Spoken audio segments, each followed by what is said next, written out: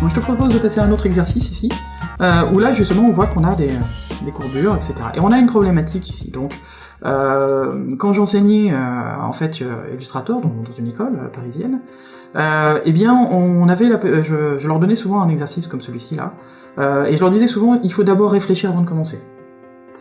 Première chose, essayer d'analyser, parce que là on peut peut-être être malin et mixer les techniques que l'on a vues. Ok. Et là par exemple, tiens, je vais faire un petit exercice, bon je sais que tu l'as déjà fait celui-là, mais première impression si tu te souviens, comment tu aurais l'intention de partir sur ce genre d'exercice?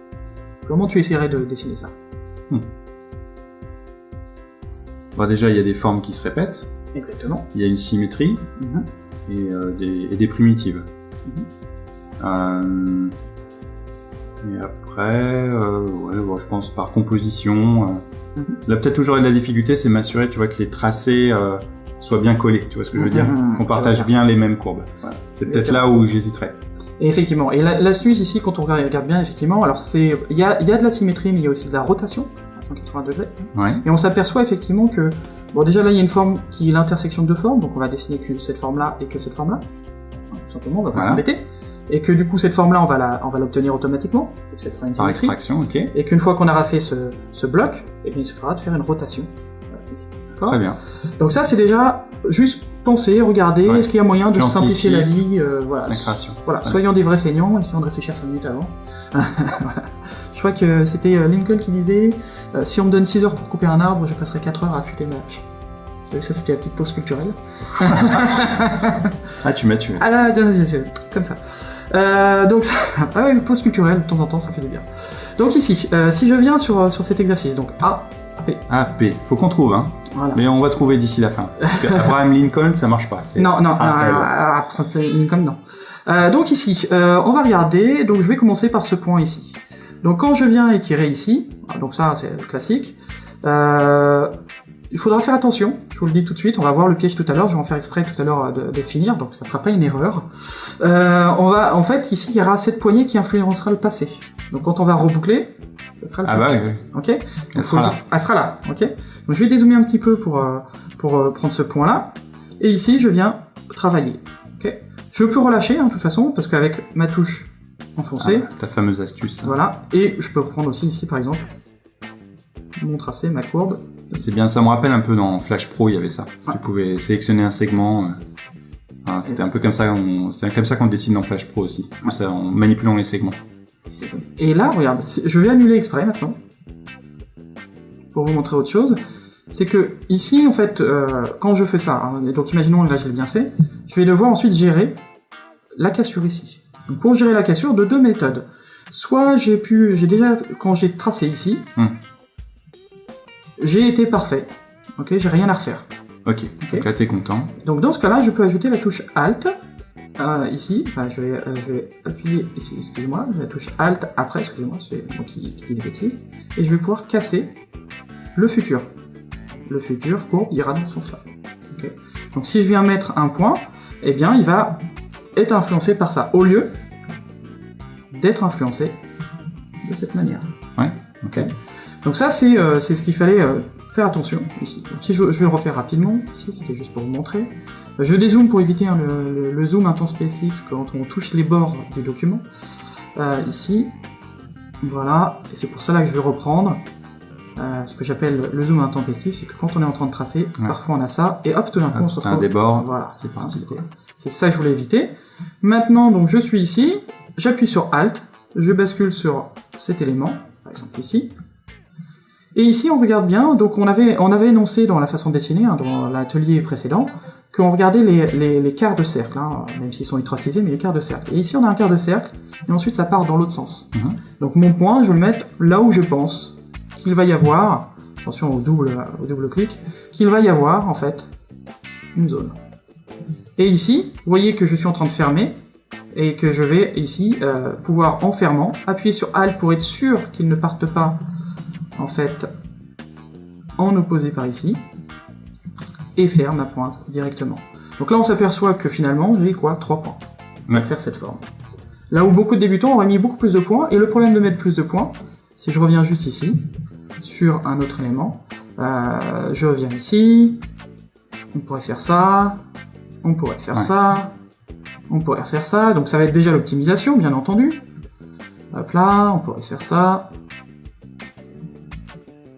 Hop, là, peut-être à la rigueur que la personne... Donc là, c'est ce que je vous disais, pour éviter en fait d'avoir un arrondi comme ça. T'as mis Alt. Si vous appuyez sur Alt, il va comprendre que ce que je veux, c'est faire un angle, sans toucher au poignet. Voilà. Ok, je comprends ce que tu veux dire. Ouais. Sans tenir compte du levier que tu avais fait au tout début. Ouais. Exactement. Et donc là, le problème, c'est qu'on va pas avoir des belles courbures, en fait. Moins on met de points, plus on va avoir des belles courbures, parce qu'entre 2 points, c'est forcément une courbure quasiment parfaite. Ouais, et puis je pense que voilà, si tu zoomes, tu vas sentir que c'est un peu cassé. Exactement, et si tu as besoin d'augmenter ton vecteur, enfin ton élément, ça marche un peu moins bien. Donc là, on a fait cette forme, ici, et donc maintenant, on va se baser sur le même principe pour faire celle-ci. Donc je vais prendre toujours A, P, je reviens sur le point, ici, comme ça je suis sûr de partir du bon endroit. Je reviens ici, voilà, il y a des fois j'ai pas besoin de mettre de contraintes majuscules, hein. Hop là, Alt pour casser. Okay. Ici, on repart dans l'autre sens. On repart dans l'autre sens, c'est pas grave pour l'instant. Ici, je m'aperçois qu'il va y avoir un plat, donc j'appuie sur majuscule pour garder le plat. Je reviens ici avec ma touche Alt, et c'est fait.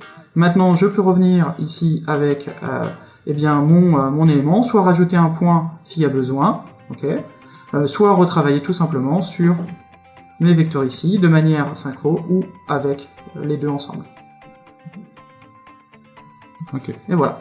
Donc là, je pourrais ajuster un petit peu, hein, c'est pas le but ici, mais généralement ça prendrait les 2 minutes de plus ici. Donc maintenant, je me retrouve avec ces formes-là.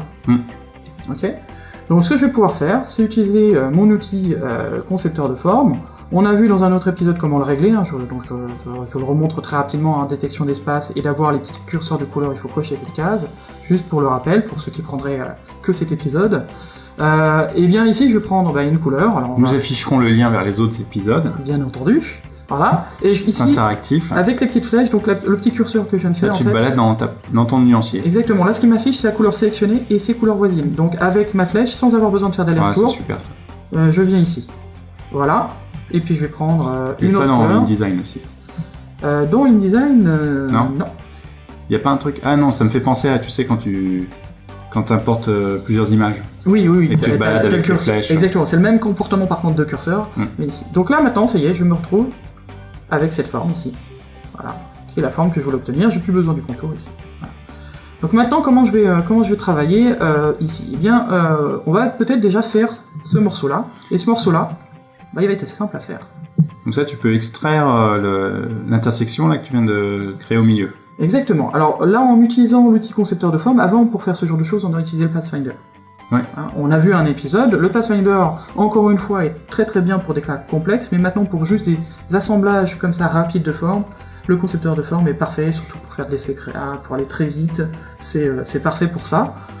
Sinon, le Pathfinder, on aurait pris le mode fusion pour pouvoir faire ce genre de choses, mais là, ça va tout simplement plus vite. Alors pourquoi aussi? Parce que le Pathfinder, si vous vous rappelez l'épisode, quand on va utiliser des modes de Pathfinder, souvent il va nous faire un groupe. Il va d'abord falloir dégrouper pour avoir des pièces autonomes. Okay. Donc là, juste pour le rappel, on n'a plus besoin grâce au concepteur de forme. Donc pour pouvoir faire ça et pour pouvoir faire une symétrie, alors on a un outil, symétrie, miroir exactement, qu'on a ici. Okay. Donc je pourrais très bien le prendre. Alors la plupart du temps, on va faire ça, on va prendre ici, on va prendre ça, on va essayer avec majuscule, etc.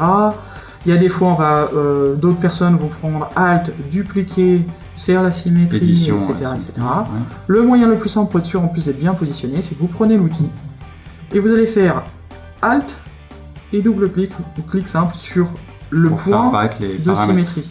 Exactement. Et donc là, il va nous proposer ici, alors bien entendu, il faut avoir sélectionné l'objet avant, sinon ça ne marche pas. Ah, c'est ça, je te sentais un petit peu seul. Voilà, et ici, il va me proposer, donc à moi de choisir la symétrie, celle qui m'arrange. Au lieu de faire OK, je fais simplement copier. D'accord. Ça fait gagner du temps, au lieu de dupliquer avant, je fais copier, ça y est, c'est fait. Bonne astuce, ouais. Okay. Le cercle, ici on va le faire, c'est simplement une ellipse. Même principe, je suis pas bien placé barre d'espace. Et voilà.